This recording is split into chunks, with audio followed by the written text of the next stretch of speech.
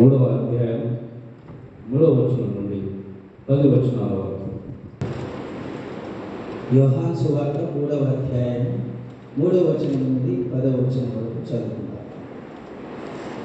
అందుకు యేసు అతనితో, ఒకడు క్రొత్తగా జన్మించితేనే కానీ అతడు దేవుని రాజ్యమును చూడలేడని నీతో నిశ్చయంగా చెప్పుచున్నానని. అందుకు నికోదేము, ముసలివాడైన మనుష్యుడు ఎలాగూ జన్మింపగలడు? రెండవ మారు తల్లి గర్భమందు ప్రవేశించి జన్మింపగలడా అని ఆయనను అడగగా యేసు ఇట్లని, ఒకడు నీటి మూలముగాను ఆత్మ మూలముగాను జన్మించితేనే గాని దేవుని రాజ్యంలో ప్రవేశింపలేడని నీతో నిశ్చయంగా చెప్పుచున్నాను. శరీర మూలముగా జన్మించినది శరీరమును, ఆత్మ మూలముగా జన్మించినది ఆత్మయునై ఉన్నది. మీరు క్రొత్తగా జన్మింపవలనని నేను నీతో చెప్పినందుకు ఆశ్చర్యపడవద్దు. గాలి తన ఇష్టమైన చోటను విసరును. నీవు దాని శబ్దము విందువే గాని అది ఎక్కడ నుండి వచ్చునో ఎక్కడికి పోవునో నీకు తెలియదు. ఆత్మ మూలంగా జన్మించిన ప్రతి వాడును అలాగే ఉన్నాడని. అందుకు నికోదేము, ఈ సంగతులు ఎలాగ సాధ్యములని ఆయనను అడగగా యేసు ఇట్లని, నీవు ఇశ్రాయేలుకు బోధకుడవై ఉండి వీటిని ఎరగవా? చదువుకునే భాగములను దేవుడు దీవించుగాక. ఆమేన్. గారు ప్రియ దేవుని సేవకులారా, ముందుగా చెప్పాను, మరి ప్రతి నెల ఒక దైవజనులు మనలో నుండి మరి సిద్ధపడి రావాలని ముందే చెప్పాను. మేము ఎవరు ఏంటి అనేది మేము ప్రార్థన పూర్వకంగా ఫోన్ చేస్తూ ఉన్నాం. మరి సహకరిస్తున్నటువంటి మీ అందరికీ కూడా వందనాలు. మరి మీరు కూడా బీ రెడీ, ఎప్పుడు నా పేరు వస్తుందా అన్నట్టుగా మీరు కూడా సిద్ధపడాలి, ప్రార్థన చేసుకొని. ఇది ఒక మంచి అవకాశం. మరి దేవుడు మనకు అగాపే మినిస్ట్రీస్ ద్వారా మరి ఎప్పుడు అమ్మగారు, అయ్యగారు, మన ఆత్మీయ తల్లిదండ్రులు వాళ్ళు చెప్తూ ఉన్నారు. కానీ ఈ నూతన సంవత్సరంలో మరి వారు ఒక మంచి తీర్మానం చేత మనల్ని ఎంకరేజ్ చేయడానికి, మనల్ని బలపరచడానికి వారు ఒక మంచి తీర్మానం చేస్తున్నారు. అలాగే క్రమంగా నడుస్తున్నది. మరి పోయిన నెల మరి ఎస్ఎల్ దేవదాసాయి గారు వాక్యం చెప్పారు. మరి ఈ నెల మరి వేసన్న సాధు గారు మరి వారు చెప్పిన వెంటనే మరి అయ్యగారు సిద్ధపడి నేను చెప్తానని అన్నారు. కాబట్టి ఈ సమయం అయ్యగారికి చప్పట్లు కొడుతూ మరి ఈ సమయాన్ని అప్పగిస్తాం. మరి ఒక 20 లేదా 30 నిమిషాలు వారు దేవుని యొక్క వాక్యాన్ని పంచుకుంటారు. మనమందరం కూడా నిద్రపోతూ ఉంటారా, నిద్రపోకుండా ఉంటారా? అయ్యగారు అయితే అందరికీ గమనిస్తాడు ఎవరు నిద్రపోతున్నారు ఏంటని. సో దయచేసి అయ్యగారు ఉన్నట్టుగానే ఫీల్ అవ్వండి, ఎవరు నిద్రపోకండి. హల్లెలూయా అనుకున్న వాళ్ళు హల్లెలూయా, హల్లెలూయా. దేవుడు మిమ్మల్ని దీవించుగాక. మరి అయ్యగారికి ఈ సమయాన్ని అప్పగిస్తున్నాను.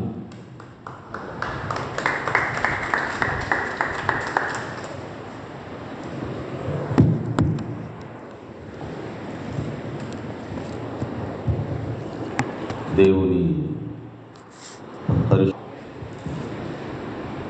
ఈ దినము అగాపే మినిస్ట్రీ పాస్టర్ సహవాసంలో కొన్ని నిమిషాలు దైవవాక్యమును అందించుటకు దేవుడు చూపిన తన కృపను బట్టి మొదట దేవునికి నేను వందనాలు చెల్లిస్తూ ఉన్నాను.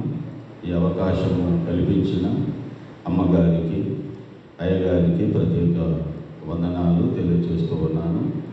అధ్యక్షుల వారికి కూడా నేను ప్రత్యేక వందనాలు. కూడి వచ్చినటువంటి దైవ సేవకులందరికీ పేరు పేరున వందనాలు తెలియజేస్తూ ఉన్నాను. చిన్న ప్రార్థన. పరిశుద్ధుడా, ప్రేమగల తండ్రి యేసు, నీకు వందనాలు. చదువుబడిన వాక్య భాగములో నుండి నీ దాసుడనైన నాకు నీవిచ్చిన అనుభవంలో నుండి కొద్ది మాటలు పరిశుద్ధాత్ముడ జ్ఞాపకం చేసి మాట్లాడమని యేసు పరిశుద్ధ నామములో అడుగుచున్నాను తండ్రి. ఆమేన్. దేవుని వాక్యంలో మనము చూసినట్లయితే మరి యోహాను సువార్త 3వ అధ్యాయము 3 నుండి 10 వచనాల వరకు చదివాము. 10వ వచనం ఒకసారి చదువుకుందాం.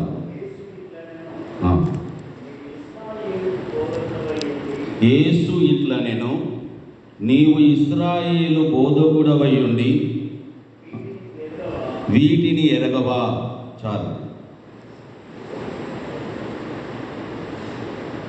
యేసుక్రీస్తు ప్రభుల వారు ఇక్కడ మరి నికోదేముతో మాట్లాడుచున్నటువంటి సందర్భము మనందరికీ తెలిసిన విషయమే.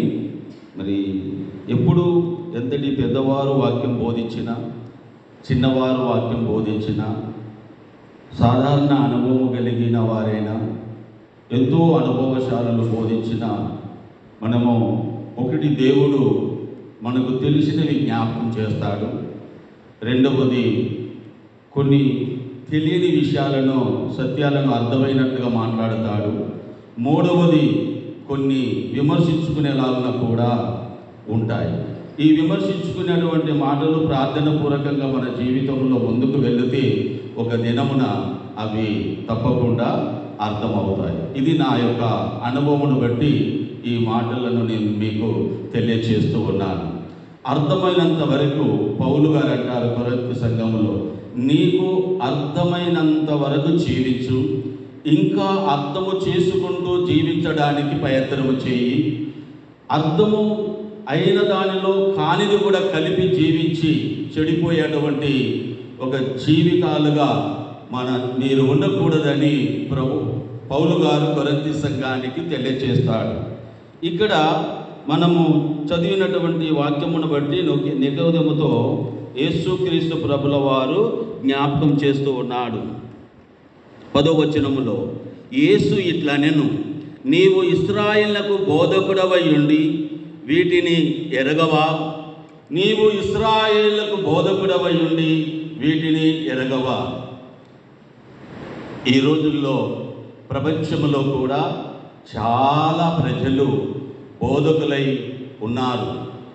దేవుని సేవకులుగా రెవరెండ్లు, బిషపులు, పోపులు, సువార్థికులు, సంఘములో పరిచారకులు, కొందరు ఉద్యోగాలు చేస్తూ బైబిల్ ఒక జ్ఞానము కలిగి నేను దేవుని పని చేయాలి అన్నటువంటి ఆశ కలిగిన వారు ఎందరో దేవుని యొక్క పనులు చేస్తూ ఉన్నారు. అయితే దేవుడు ఇక్కడ తెలియచేస్తున్నటువంటి మాట ఏమిటంటే, నీవు సత్యముని ఎరిగి, ఎఫెసీ పత్రికలో ఒక చోట అంటాడు, నీవు సత్యముని ఎరిగి సత్యమును బోధించడం వలన నువ్వు మొదట దీవించబడతావు. తరువాత దానిని విన్నవారు కలిగి వారు జీవించడం వలన వారు ఆశీర్వదించబడతారు. ప్రతి సేవకునితో, ప్రపంచంలో ఉన్నటువంటి సేవకులతో, ఇక్కడ ఉన్నటువంటి మనతో పరిశుద్ధాత్మ దేవుడు జ్ఞాపకం చేస్తూ ఉన్నాడు.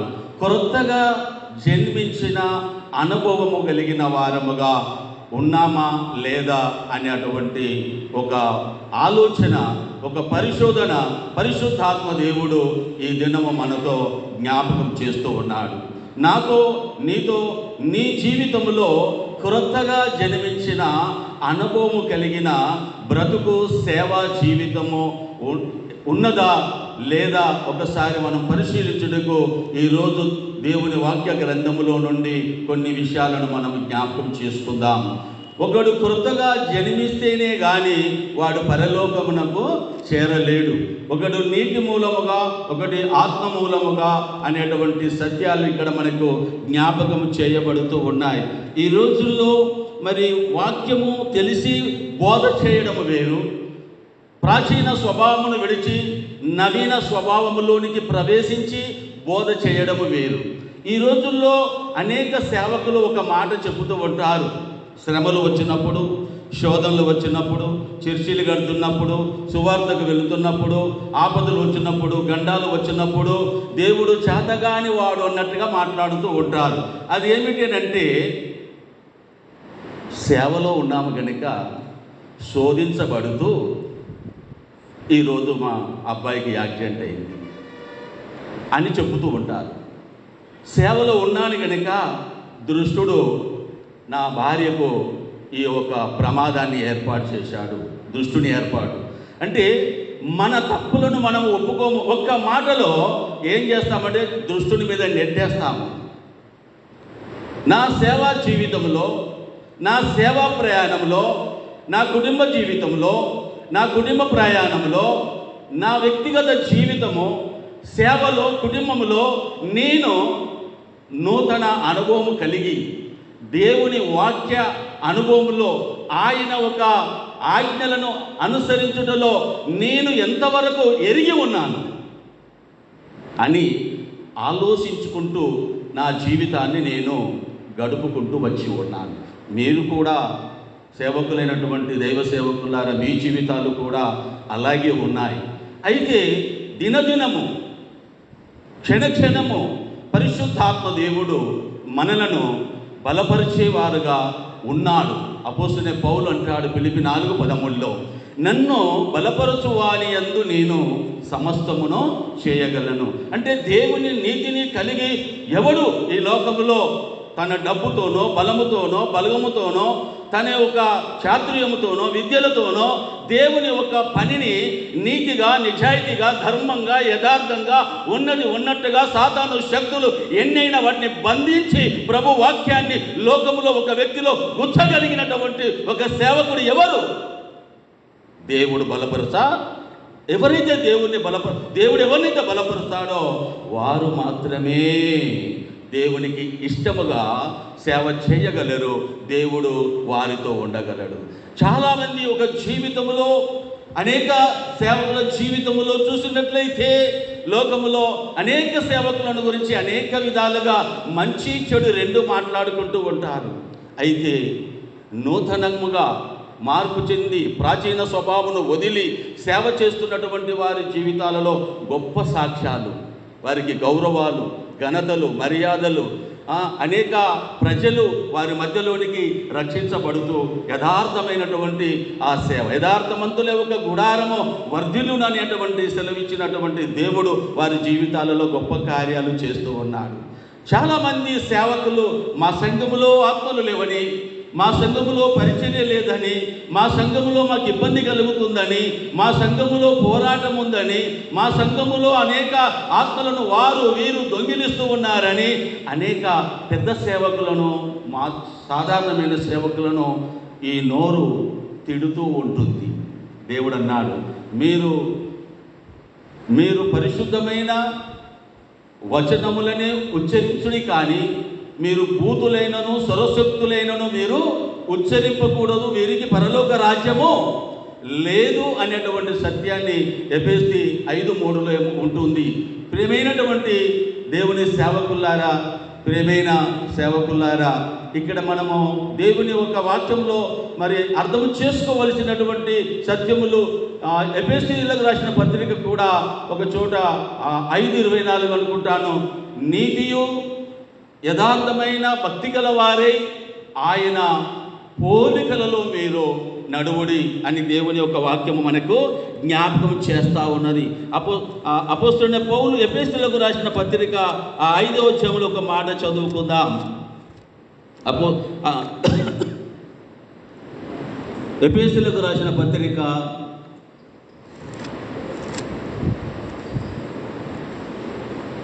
4వ అధ్యాయము 24, నీతియు యథార్థమైన భక్తి గలవారై దేవుని పోలికగా సృష్టింపబడిన నవీన స్వభావమును ధరించుకొనవలెను. ప్రియమైనటువంటి దేవుని సేవకులారా, దేవుని నవీన స్వభావమును ధరించుకున్నట్టుకు మానవుని యొక్క జీవితంలో, సేవా జీవితంలో కానీ, భక్తి జీవితంలో కానీ యెహోవా యందు ఎంతో భయభక్తులు కలిగి ఆయన త్రోవల యందు మనము ఈ లోకములో చక్కగా నడుస్తున్నాము అనేటువంటి ఒక అనుభవం కలిగి, ఆయన యందు భయభక్తులు కలిగి, ఆయన శక్తి చేత, బలము చేత, ఆత్మ ద్వారా ఒకరు నడిపించబడినప్పుడు అతనిలోనికి దినదినము నవీన స్వభావం అనేది ఏర్పరచబడుతూ ఉంటుంది. అతని మాటలలోనూ, అతని ఆటలలోనూ, నడకలోనూ, అన్ని విషయములలో కూడా ఒక మార్పు అనేది కనబడుతుందని దేవుని వాక్యంలో మనం జ్ఞాపకం చేస్తూ ఉన్నాం.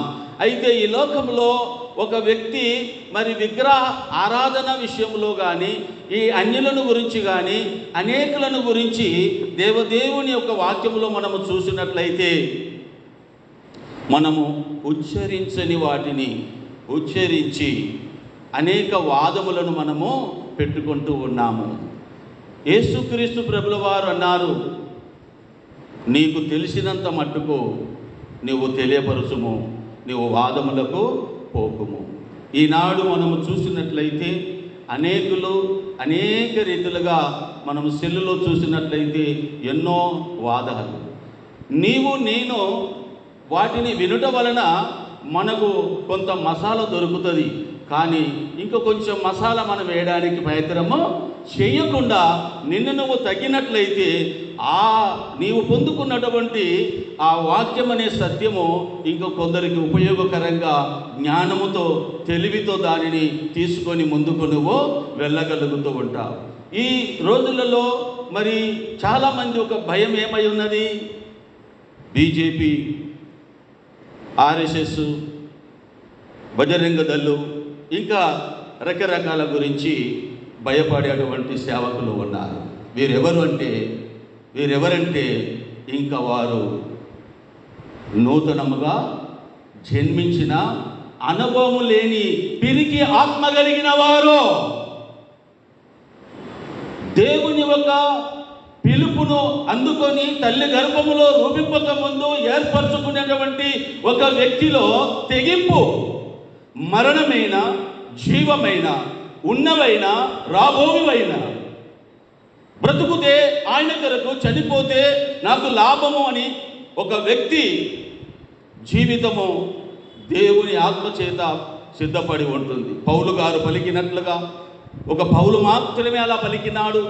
అది నా వల్ల కాదు అంటే పౌలు ఆయన శక్తి, ఆయన బలమా, ఆయన విద్య, ఆయన డబ్బా, ఆయన జ్ఞానమా, దేవుని ఒక కృప, దేవుని ఒక ఆత్మ, దేవుని ఒక మహిమ ఆయనను బలపరిచాడు. ఆయన అలా వాడబడ్డాడు. నీ జీవితంలో నీవు కూడా వాడబడగలుగుతావు. ఈ లోకములో ఉన్న వాటిని నీవు ప్రక్కన పెడితే, ఈ లోకములో ఉన్న వాటిని పెంటతో ఎంచుకుంటే, ఈ లోకములో ఉన్నటువంటి స్నేహాలకు నువ్వు దూరముగా ఉండి, ఈ లోకములో ఉన్నటువంటి ఆ ప్రజలకు కేవలము ఒక సువార్తను మాత్రమే ప్రకటించుటకు, యేసు క్రీస్తు వలన మాత్రమే నిత్య జీవం ఉన్నది, యేసు క్రీస్తు నమ్మని వారికి నిత్య నరకం ఉన్నదని ఏ కులస్తుని దగ్గరికైనా, ఏ మతస్థుని దగ్గరికైనా, ఏ జాతి వారి దగ్గరికైనా, ఏ దేశమైనా, ఏ రాష్ట్రమైనా, ఎక్కడైనా గుండె ధైర్యముతో, పరిశుద్ధాత్మ దమ్ము ధైర్యముతో చెప్పగలిగిన వారు ఎందరో. ఇది దేవుడు కోరుతున్నాడు. నా విషయంలోనైనా, నీ విషయంలోనైనా. హల్లెలూయా.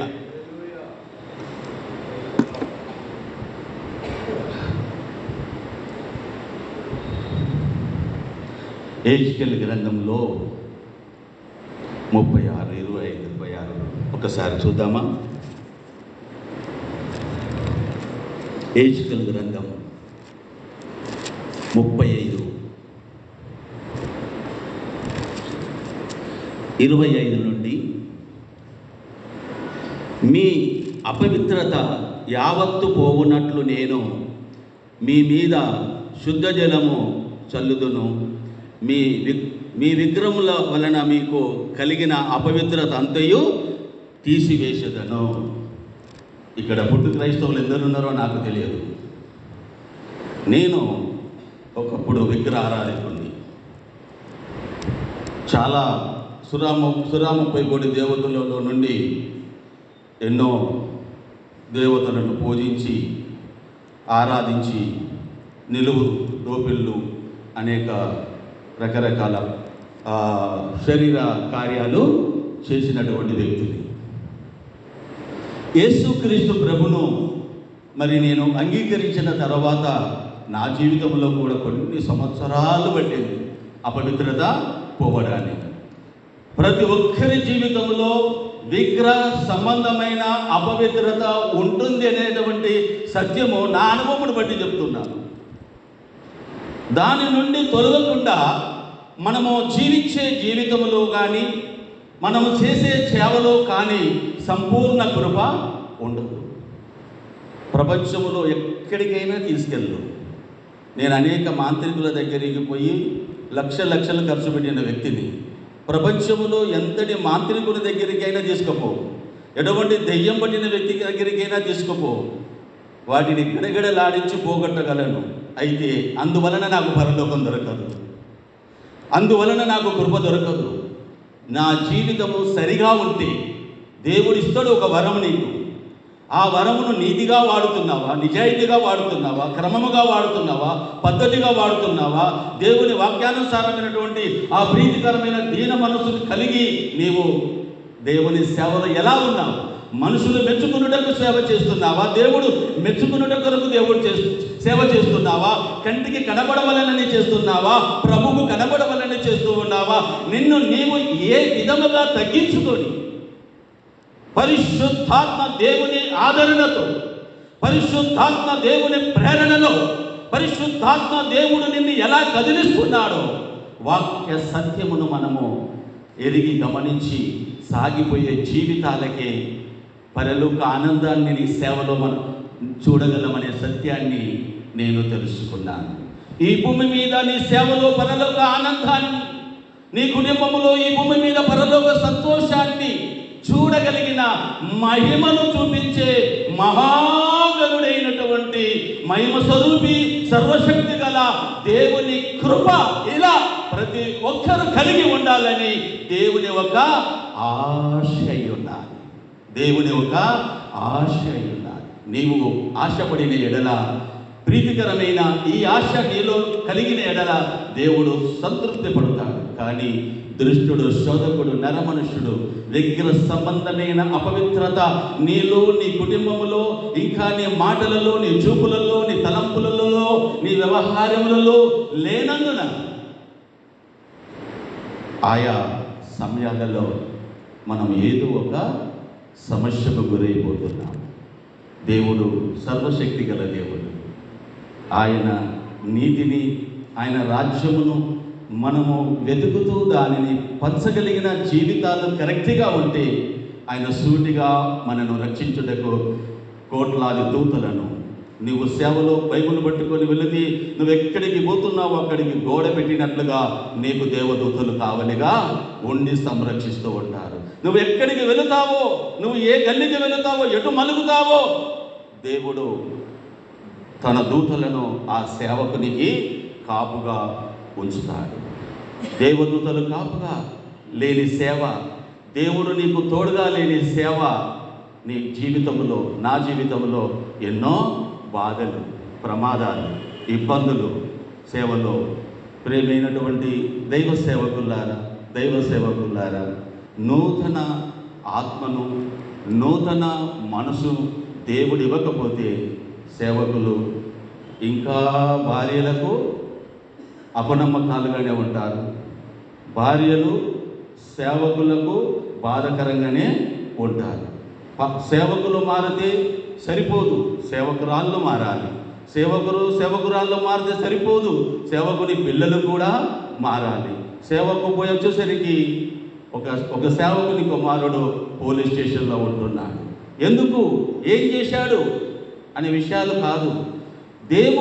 దేవుడు మార్చలేని వాడని కుమారుణ్ణి, దేవుడు మార్చలేని వాడని కుమార్తెను, దేవుడు సరిచేయలేని వాడని అల్లుణ్ణి, దేవుడు సరిచేయలేని వాడని కోడలను నీ బుద్ధి, వాక్యానుసారమైన బుద్ధి, వాక్యానికి లోబడి నిన్ను నువ్వు తగ్గిన ఎడల, ఆ బాధ్యతను వహించిన ఎడల పరిశుద్ధాత్మ దేవుడే నీ పట్ల బాధ్యత జోక్యము తీసుకొని యుద్ధము యెహోవాదిగా నీ కుటుంబంలో, నీ సంఘములో దేవుడు కార్యాలు చేస్తూ ఉంటాడు. ఇది నా అనుభవం. క్రీస్తునందు ప్రియమైనటువంటి దేవుని బిడ్డలారా, 101వ కీర్తనలు అంటాడు, నేను కృపను గురించి, నేను న్యాయమును గురించి పాడిదను, నేను ఆయనను కీర్తించెదను. దావీదు మహారాజుకు దేవుని సేవ, ఆయన నీతి, ఆయన న్యాయము, ఆయనలో తగ్గింపు ఏ విధముగా జీవించవలనో ఆయన ఏమంటాడంటే, నాకు బహుగా నాకు తెలుసు, నాకు బాగా తెలుసు. 139 13-14 వచనంలో ఒక చోట అంటారు, నాకు బాగుగా తెలుసు, తల్లి గర్భములో నన్ను రూపించిన విధానము చూడగా నాకు భయము, ఆశ్చర్యమును కలుగుచున్నది. నేను కృతజ్ఞతాస్తుతులు చెల్లిస్తూ ఉన్నాను. ఆ సంగతి నాకు బాగుగా తెలుసు.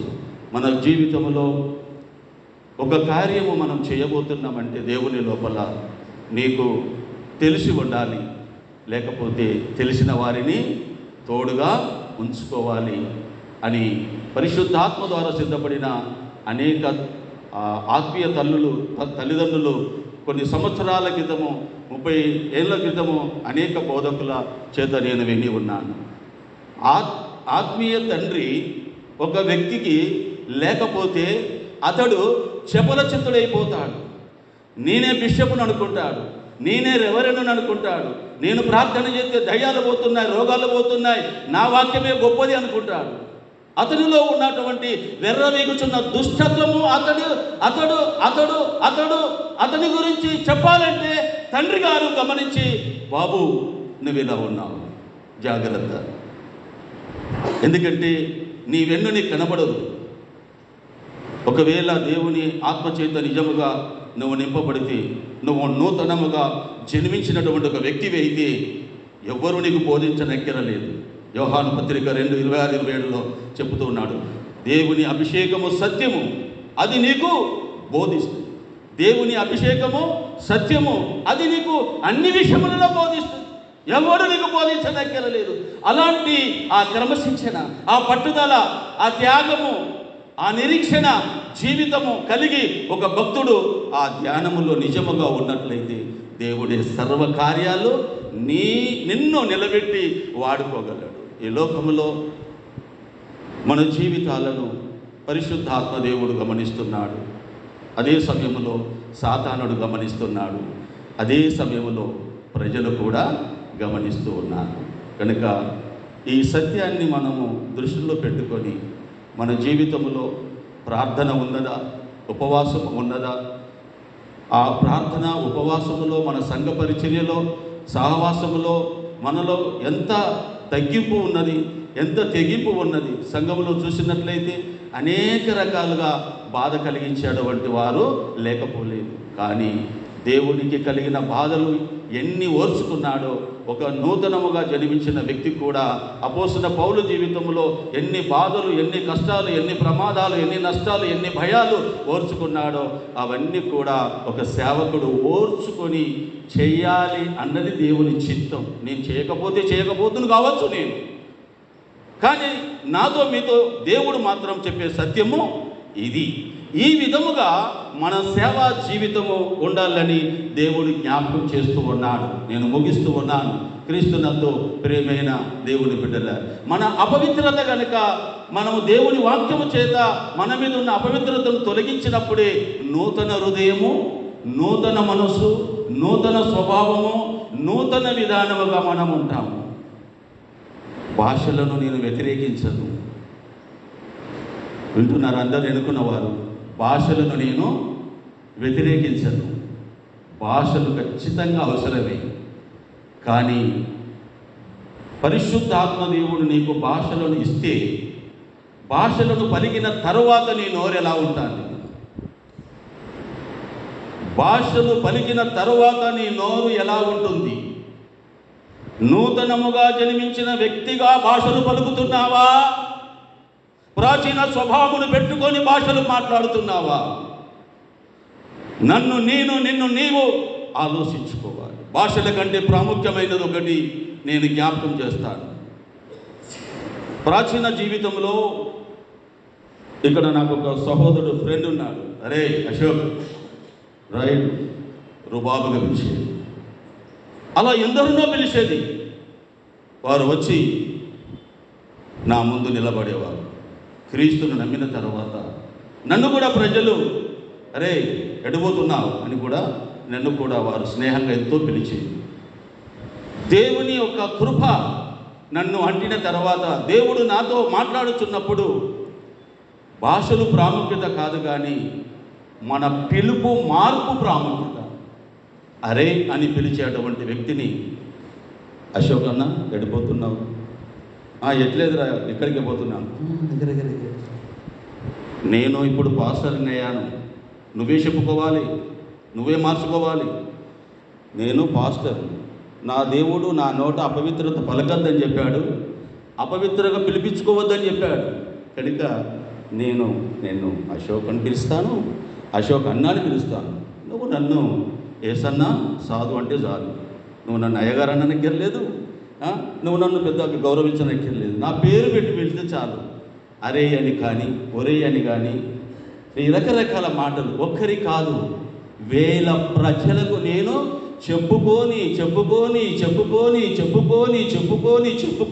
చెప్పుకుంటూ నేటి వరకు బ్రతుకుతున్నా. ఎవ్వరు అన్నాని పిలువని, తమ్ముడని పిలువని, దైవ సేవకులను అయ్యగారు, పాస్టర్ గారు, అమ్మగారు అని పిలిచేటువంటి నోరు నాది. ఆయన నన్ను సిద్ధం చేసినాడు. నేను అన్నాని పిలువని ఎవరిని? దైవ సేవకులను, ప్రేమైన దేవుని బిడ్డలారా. నేను అక్క అని పిలువను, దైవ సేవకురాలను. అమ్మగారు అని పిలుస్తాను గౌరవాలు, పాస్టర్ గారు అంటాను, అయ్యగారు అని పిలుస్తాను. అంటే నీ పిలుపు, నీ క్రియలో దోషము లేకుండా దేవునికి ప్రీతికరమైనటువంటి పిలుపులు ఇష్టము. కానీ ఒక దైవజనుడు అంటే దైవజనుడిగానే పిలవాలి. రోడ్డు మీదకి వెళుతాం, 10 మంది ఉంటాం. ఆ రోడ్డు మీద దైవజనుడు మార్పు చెందిన వాడైతే తాను ప్రశాంతంగా కశపు గాలికి నిలబడతాడు. ప్రాచీన స్వభావం ఉన్నట్లయితే ఏదేదో ముచ్చట్లు పెట్టుకొని అన్యులలో వీరు కూడా అన్యులుగా మాట్లాడుకుంటూ దేవుని నామానికి అవమానంగా సాతాను కిలకిల నవ్వేలాగున, వారు శోధించబడేలాగున సేవకులు ఎన్నో రకాలుగా ఎంతోమంది లేకపోలేదు. ప్రేమైన దేవుని బిడ్డ, నా జీవితంలో గురించి చెప్తున్నాను. ప్రియ సేవకులారా, ప్రేమైనటువంటి దైవ సేవకులారా, అమ్మగారు. కాబట్టి నా జీవిత అనుభవమును బట్టి కొన్ని విషయాలు మీకు నేను తెలియపరిచి ఉన్నాను. ఒకడు క్రొత్తగా జన్మిస్తే అతడు కొట్టమనక ముందే చప్పట్లు కొడతారు, పాడమనక ముందే పాడుతారు, మోకాల మీద ఉండమనక ముందే ఉంటారు. చెప్పేలాగున ఉండము, చేసేలాగున ఉంటాము, చేయించేలాగున ఉంటాము. నా జీవితంలో నేను ఎక్కడనైనా పాట ప్రారంభమైందంటే పాట ముగించే వరకు చప్పట్లు కొట్టకపోను. జబ్బలు నొచ్చినా, నరాలు నొచ్చినా, షుగర్ బలహీనం చేసినా, థైరాయిడ్ ఇబ్బంది పెట్టినా, బీపీ ఇబ్బంది పెట్టినా, పరిశుద్ధాత్మ దేవుని ఒక శక్తి ప్రభావము చేత ఆయనను మహిమ పరచకుండా ఉండలేదు. అదే దేవునికి ఇష్టమైనది అని నాకు దేవుడు బోధించాడు. ఆ బోధ మాటలు నేను మీకు తెలియచేస్తూ ఉన్నాను. దేవుడి మాటలు దీవించునుగాక. ఆమేన్.